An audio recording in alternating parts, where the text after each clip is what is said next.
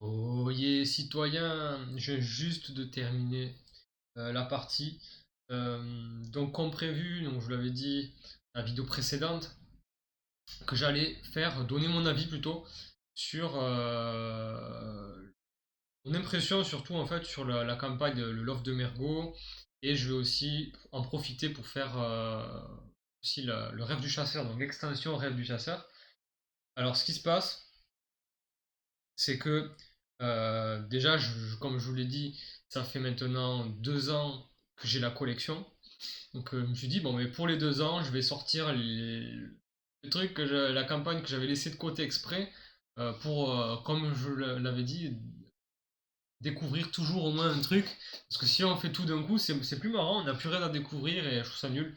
Donc là, j'ai pensé justement à faire, à me laisser ça de côté. Et bien, je l'ai testé, ça y est. Et voilà.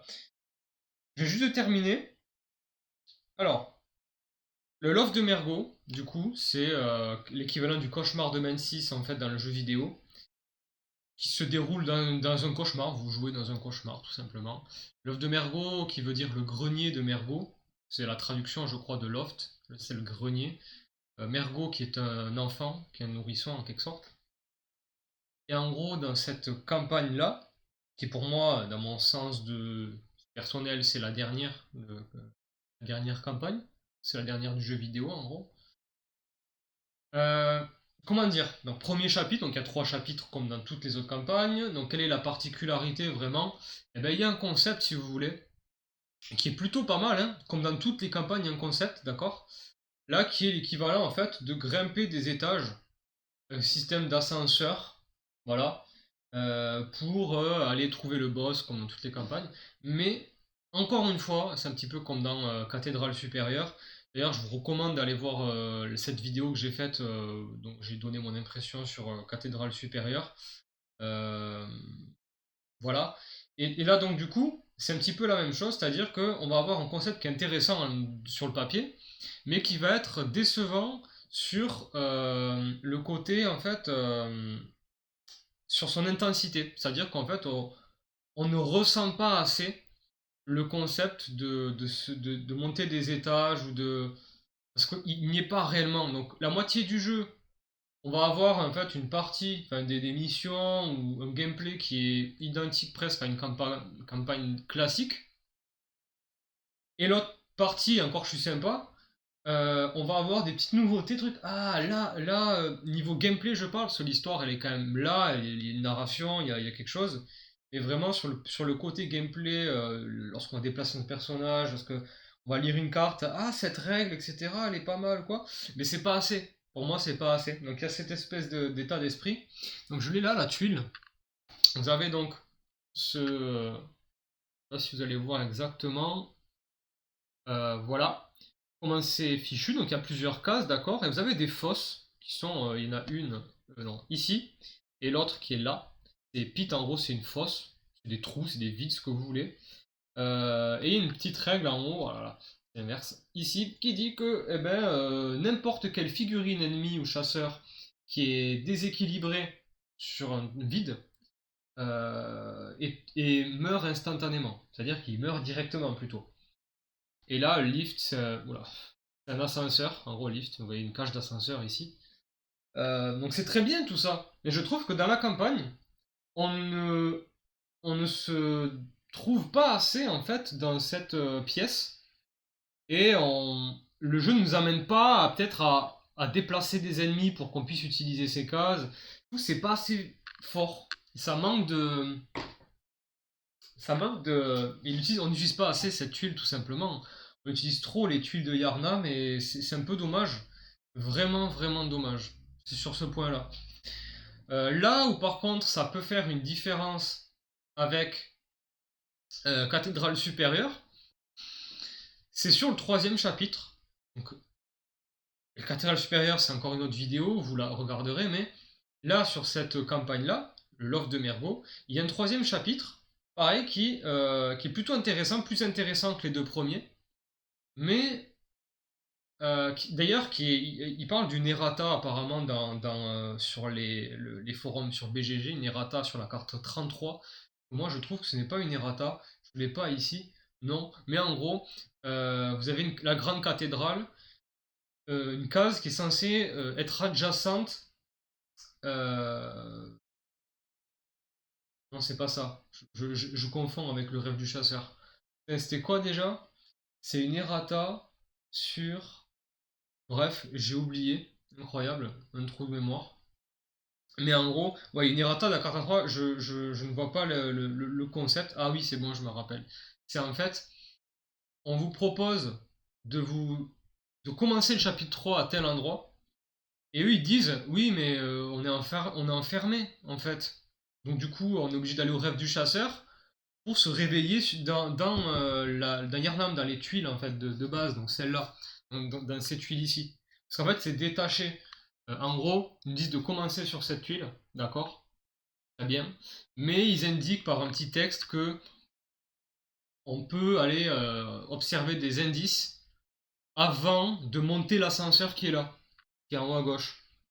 Mais du coup, pour le faire, ben, on peut pas, on est bloqué. Donc il faut aller au rêve du chasseur et se réveiller là-dessus, parce que c'est détaché de ça.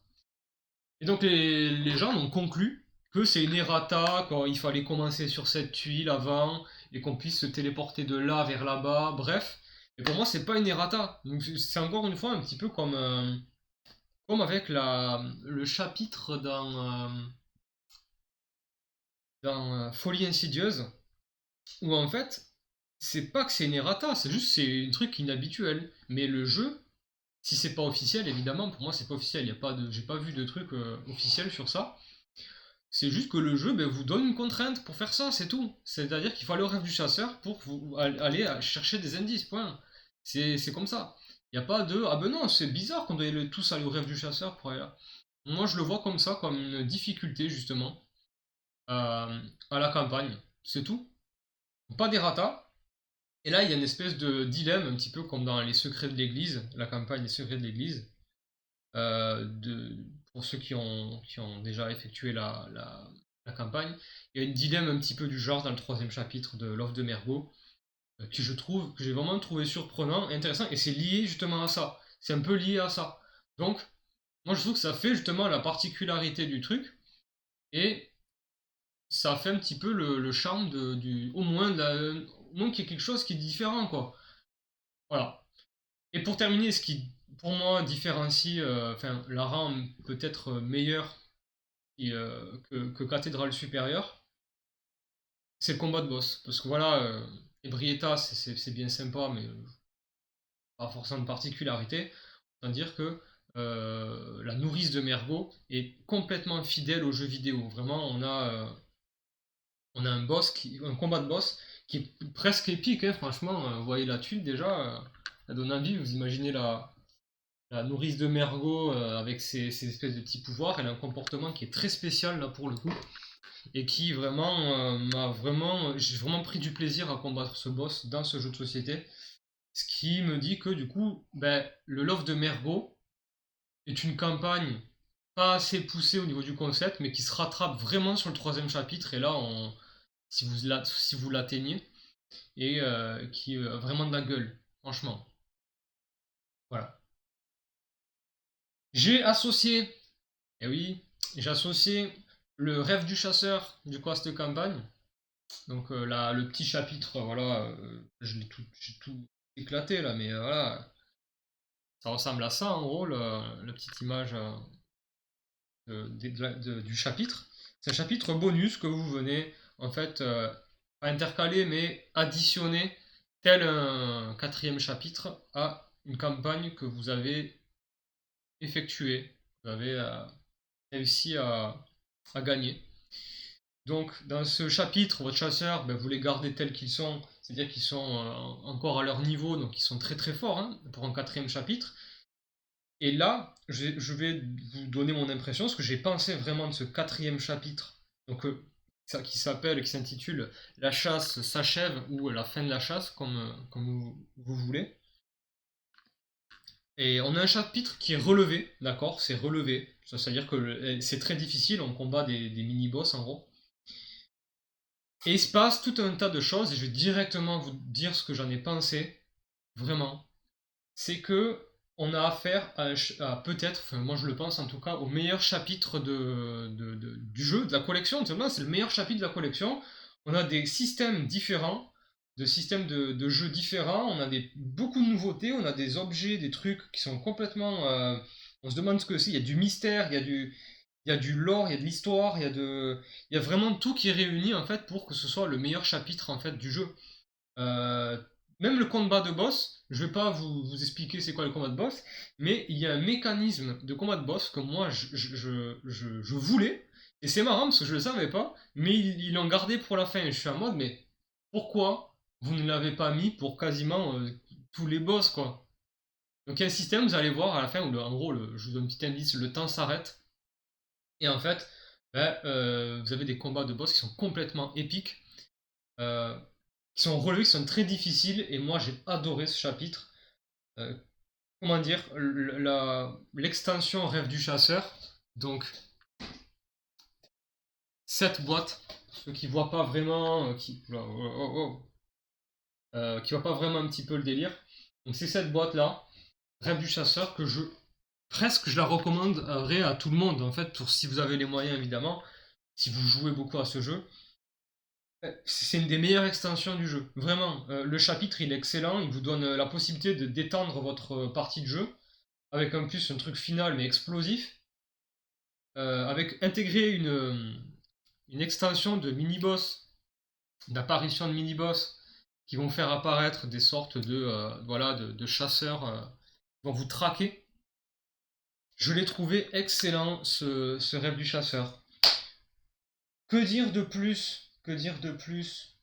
Oui, il y a peut-être, là c'est un petit peu un supplément, il y a peut-être un truc un peu bizarre dans la campagne, mais je pense que ça fait partie, ça fait partie du jeu.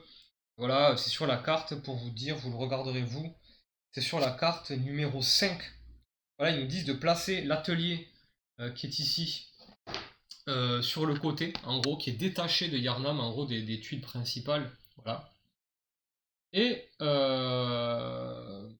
ils nous disent que la grande cathédrale relie cette case, est reliée à cette case.